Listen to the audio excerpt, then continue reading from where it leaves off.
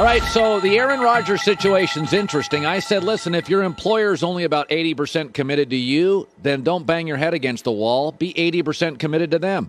Go do Jeopardy. I got no problems with it. Your take on the whole Jeopardy thing with Aaron, Nick?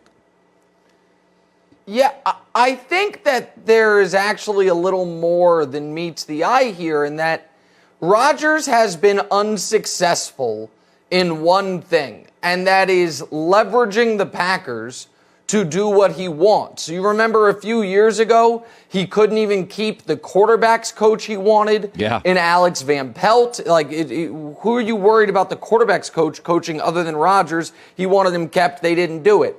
Obviously, last year, they went right at him in the draft and not only drafting a quarterback, but trading up to draft a quarterback. And this offseason, he was like, hey, I want to make sure we hope to bring back these few guys. One of them was his center, Corey Linsley, and his center, Corey Linsley, is no longer his center. He plays for someone else now. So I just wonder if Rodgers not only wants to host Jeopardy, but wants to use Jeopardy as a potential leverage point with the Packers. Because at last check, that job can pay upwards of $10 million a year. And that's not as much as he makes playing quarterback for the Packers, but it's a hell of a lot easier. It's less travel. It's less days working. No one hits you. And I'm not saying that he is threatening to walk away from football to go host Jeopardy, but it wouldn't shock me if he wants the Packers to be a little concerned with that when they're making a decision like, well, what do we do with the draft? Do we call up Cleveland and try to trade for Odell Beckham, as I've been encouraging them to do? What do we do with Jordan Love? Do we trade Jordan Love to try to get another draft pick to make up for that mistake? All of these things are things I think we know Aaron would like them to do, and he's been unable thus far to pressure them into doing it. I just wonder if Jeopardy could be a cudgel in that regard. Yeah, I mean, listen, John Wooden and Joe Paterno never really made big money coaching their respective schools, and they're legends. Why? Because they never threatened to leave. The bottom line is John Calipari is ready to leave it in a moment's notice. John Calipari. That's right. Leverage matters. Even if your employers, you got to make them a little uncomfortable, and Aaron, to this point, hasn't. A little nervous. Yeah, listen, I don't love Matt Ryan, but I will say this. Stylistically, he doesn't look like the league going forward. But if you just look at data, all Atlanta does well last 4 years is the Matt Ryan throw the ball down the field thing. They're awful at everything else. Could I make an argument? What hurts him is stylistically, he doesn't look like the league. It's not the truth, which is he's the only reason they're not 2-14 the last 3-4 years. I think that's fair. I also understand if Atlanta fans say, all right, whether we get Kyle Pitts or the number one defensive player or Jamar Chase, whatever it is, this era has run its course. I understand why they might want to turn the page. But Colin, if we can stay on this for a moment, I want to ask you a question, because this is the thing about this year's draft that I don't think enough people are discussing. We know quarterbacks are going 1, 2, 3. There is some speculation about who it's going to be, but we know that it's going to be that position taken 1, 2, 3. So that's only happened twice before: the McNabb couch draft and the Archie Manning Pastorini draft in the modern era. We've never had quarterbacks go 1, 2, 3, 4, and we've never had 4 or 5 star quarterbacks taken in the first round of a draft. Right. And so if I'm Atlanta, I'm sitting there thinking, what are the odds 4 franchise quarterbacks come out of this draft? Historically speaking, they're about 0%. Now, could they be banking on one of the teams in front of them making a mistake? I suppose, but I wouldn't want to use the 4th overall pick on the 4th overall quarterback. Right. When you know quarterbacks are going 1, 2, 3 already. It just feels like this year we have to acknowledge the history of first-round quarterbacks are about a 40% hit rate, which if 5 of them go this year means 3 of those 5 teams are going to end up disappointed, I would imagine. Yeah, no, I listen, I've said this before. Atlanta is one of those teams that outside of one defensive lineman, they need like 8 players, almost all on defense, and it's a lousy quarterback draft in college next year. So this 4th pick could be the last time in 2 years a desperate team that needs a quarterback could get one. That pick. I think it's an unbelievably attractive pick for a Chicago, a Washington, a Denver. Okay, the Mac Jones pick, and again, I'm not anti-pocket guy, but what I think about Mac Jones is if you've never trailed in the second half of a college game you've started, that is not reality. And these Alabama quarterbacks live a world of comfort, the opposite of what NFL quarterback is, unless you're Brady or Mahomes. Your takeaway on Mac Jones 3, I think it's a smokescreen. I don't think they're taking him. You and I think, are the last people alive who think it's a smokescreen.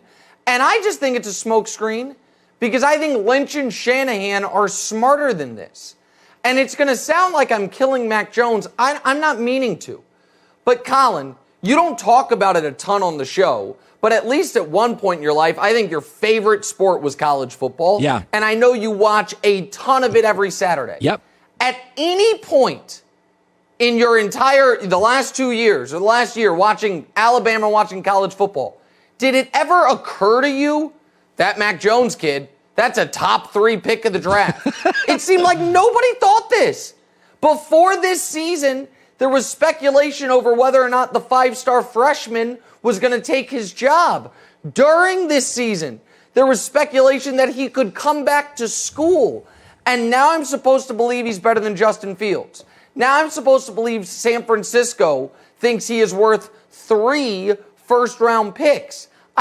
Now, the people that are reporting on this, Colin, seem to be in lockstep. Lawrence, Wilson, Mac Jones is the 1, 2, 3. It just is almost incomprehensible to me that is what San Francisco wants to do. That they are tired of a guy with a defined ceiling, somewhat physically limited in Jimmy Garoppolo. And so now they're going to move on to a guy who's physically limited with a somewhat defined ceiling in Mac Jones. It is shocking to me that this seems to be where it's going, but it will be one hell of a smokescreen, Colin, because they seem to have everyone but you and me convinced that pick is as good as in. Well, I have to ask an NBA question. We got 3 minutes left. I see Zion Williamson on my sheet here, and I love Zion. Got hurt, came back very good. What are what's rumbling around upstairs with you and Zion Williamson?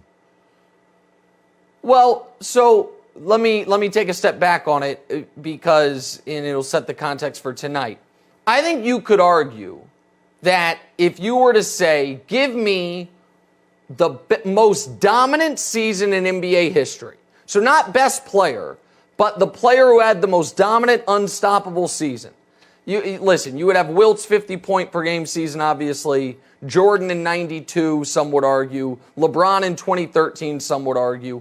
My argument for the most dominant season ever might be Shaquille O'Neal in 2001. He put it all together. That team was unstoppable. They came a game away from sweeping through the playoffs. Why am I talking about Shaq? Well, tonight, Zion is going to break a 2001 Shaquille O'Neal record. 25 straight games of at least 20 points on 50% shooting. He'll break that record tonight against the Nets, because if the Nets aren't going to do something, it's not going to be stop Zion Williamson from scoring at a high efficiency level. And I think we have become already numb to what he's doing. He hasn't played 100 NBA games. He's in year 2. He's 2 years out of high school. And what he's doing on a bad team that guys know they just have to stop him is every single night giving you 20 plus on super high efficiency, to the level of which we've only seen one time ever, and it was Shaq's most dominant season ever, maybe the most dominant season anyone's ever had. So he's on national TV tonight. They'll probably lose. They'll probably lose by a lot, but nobody can stop him. Yep. And I just think it's almost already become mundane what he's doing. He hadn't had a bad game in 2 months. Yeah. And that's just not supposed to happen. And he's also such a joyful kid and a joyful player that I've said this. I think he is the face of the league outside of LeBron. I don't think he's the second best player, but he's relatable and joyful. Right. I think, a lot of these NBA stars, the kind of different cats, Zion feels like a guy you'd walk into a local YMCA YMCA, he'd be playing, and he'd be like, "Get out of here, let's play a game. I want to play. Your shoe's broken." He's not jaded. Nope.